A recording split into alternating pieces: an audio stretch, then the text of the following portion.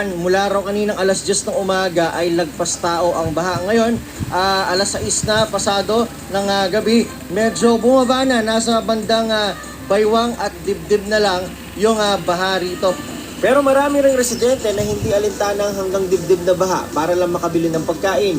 May iba, nagbangka o makeshift na pampalutang. Si Jay naabutan naming pauwi na. Dala-dala ang kanyang cooler laban ng kakainin nila ngayong gabi. Sa junction po, bumili po ng ulam. Wala na po kaming stock sa bahay. Si Vincent naman nagbabaka sakaling maabutan pa ang motorsiklo na iniwan sa labasan. Titingnan ko po yung motor ko dun sa labas. Hindi ko po alam, baka tinangay na ng baha eh. Sa aming pag-ikot, nakasabay rin namin si Tatay Rudy na tinutulak sa baha ang kanyang bisikleta. Galing pa raw siya sa bahay niya sa Alabang. Nagtatrabaho raw siya bilang welder sa loob ng subdivision. Hindi, para bukas makapasok na kung huminto na yan ako. Bakit sir, kung pumasok na tayo, may baha.